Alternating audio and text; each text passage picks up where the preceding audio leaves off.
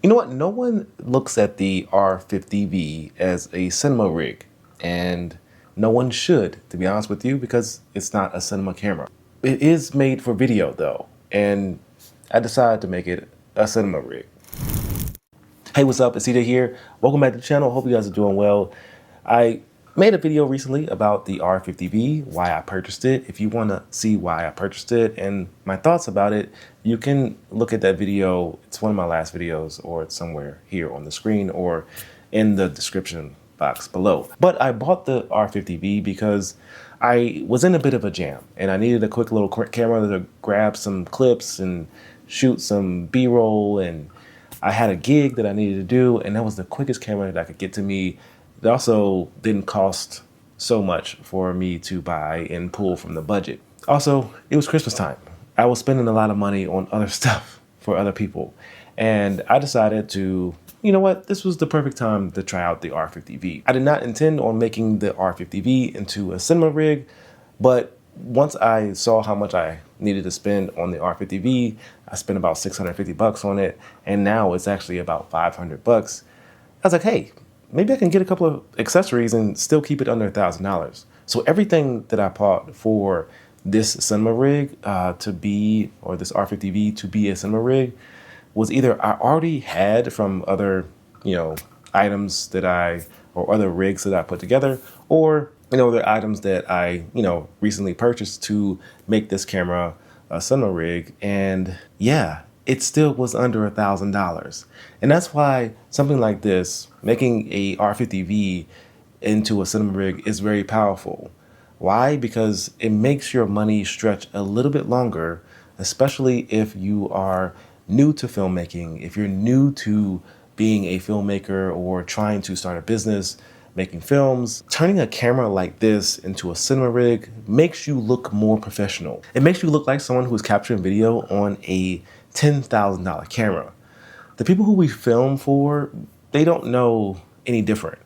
And you can tell them really whatever you want to tell them.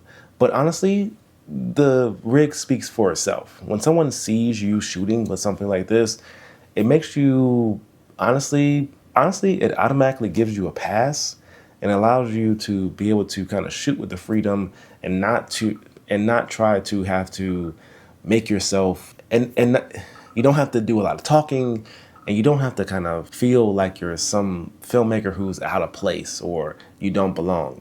When they see this, when people see a cinema rig, they begin to ask questions. To be honest with you, 2025 was a crazy year. I did quite a bit of traveling, and I used quite a bit of different cameras, more cameras than I have ever used in one, just year of filmmaking.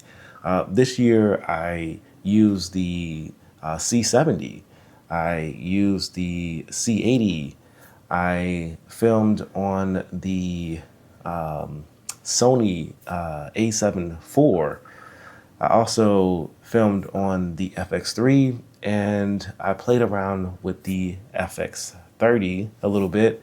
And then I ended my year shooting on the R50V, the cheapest camera of them all. So I've been playing with quite a few cameras over the past year, and it's so interesting that I landed on this camera as the camera that I ended up purchasing. Well, it's actually not interesting because it's such an affordable and cheap camera, but the fact that technology is getting so good now that you can turn a camera like this into something that looks and feels and gives you pretty much majority of the features that you need to actually run a small scale production or small scale B2B video business. I think it says a lot about where technology has come, and I really just want to prove the point that you don't really need the most expensive camera to get the job done. So I recently shot using this exact cinema rig on a shoot of mine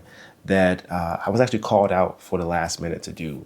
It was a teachers association, and they called me out to just get a quick little keynote speaker and just some clips, B-roll, and a couple of interviews.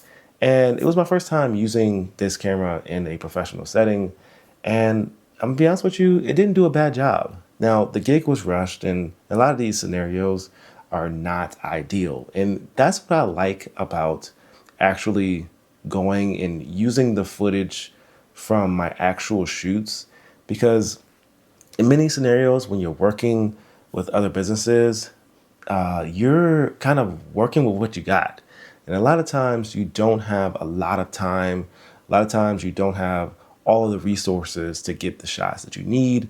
So being able to see what cameras do in real world scenarios where the lighting is not perfect and it's not studio lighting and it's not the perfect time of day, or, you know, there's things going on in the background, or the lights are the ugliest color in and you know, Kelvin temperature that you can think of, and you have to kind of match that with what you have going on with the gear that you have. It's not always the ideal moments, not always the ideal situations, and so how cameras perform in those scenarios, to me, says what a real world scenario is like. So some of the key features that this camera has, which is kind of geared towards video, is being able to just kind of like just touch some of the buttons on the back of the screen and touch some of the buttons on the back of the camera, and get to, you know, ISO, get to your, you know, your shutter, and get to your iris, and just really quickly change those settings. This camera does a good job of that and doesn't like bury those things deep into the menu systems where you have to go inside and change them, which has been pretty historic. It's pretty historically done for cameras of this price point. So changing this into a SmallRig wasn't very difficult.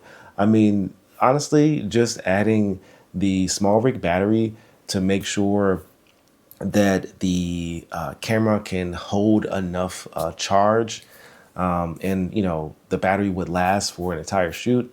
The SmallRig battery does a great job of that, you know, having power delivery going straight into the camera and allowing it to kind of keep that battery charged for the entire day was perfect for me. That one battery is enough to get me through the day. Also, it's pretty lightweight, even with the battery on it. So it's not like, you know, already bulky or heavy camera that you're adding more weight to.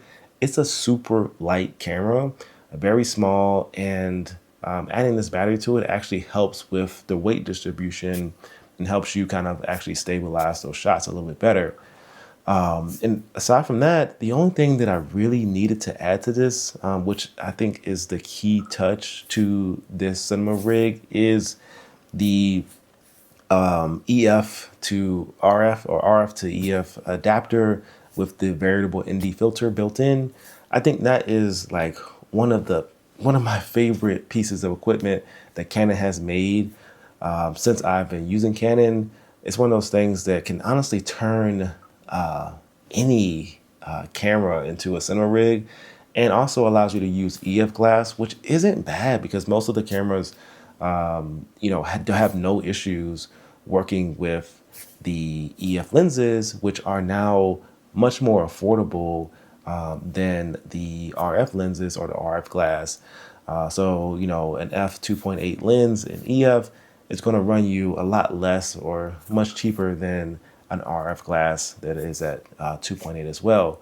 And also just the existing kind of third parties that are out there.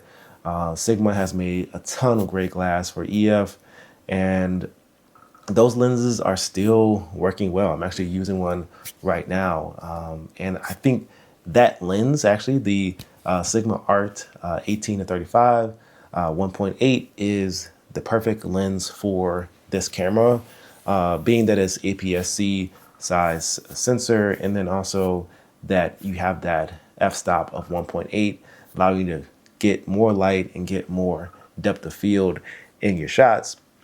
I think that's the perfect lens for it. But they also have, which is really interesting, which is something I kind of plan on getting, but it kind of pulls away from the rig itself. So like it's crazy because there are reasons to stay with EF glass, but there also are reasons to pick up some, you know, RF glass as well. Now, if I were to go to RF, I would need to have a ND actually screwed on the end of the lens, which is not a bad thing, but it's one more thing that you have to kind of think about. Having the built-in ND filter and the adapter allows for you to not really have to worry about it too much. You can bump up the ISO just a little bit if it's too dim, but there are some cameras out there that, you know, of course, can make the job easier.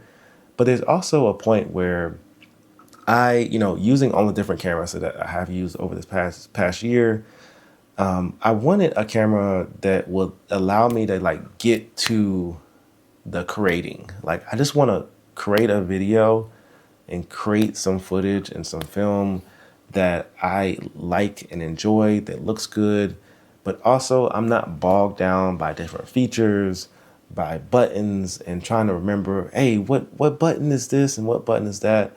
Having a tool that you can just like pick up and use immediately, like the fact that I was able to purchase this camera and within a day go and shoot a gig, and I felt so comfortable with the camera. I learned all the features within an hour, and there were very few things that I needed to, you know, look up or ask questions about. Anytime you can put yourself in a situation like that, I always say to do that. There will be times where I pick up this camera over another camera. I just recently did it when I was trying to film this video. I was going to film the video and hold the cinema rig, like, hey, like, here's the rig. But then I was like, then I got to pull out this camera, and then I got to pull out that, and I got to do this, and I got to make sure that's right. And then I'm like, or I could just throw this on here, turn it on, flip out the screen, and press record, and I know that I'm getting something that is YouTube worthy, right? And so just finding a tool that allows you to do that. Whatever tool that is for you, it may be different from me to you. But whatever tool that is for you, find that tool, use that tool, and don't be ashamed of using that tool. If it's something that is cheap, who cares? It's the tool that you need to get the job done. If it's something that is super expensive, then so be it. But don't just get it or use it because everyone else is using it, or purchase it because you think it makes you look cool. Find something that works for you. And I mean, honestly, I feel like this rig looks pretty cool. Let me know what your thoughts are in the comments below, and I'll see you guys in this video. Peace.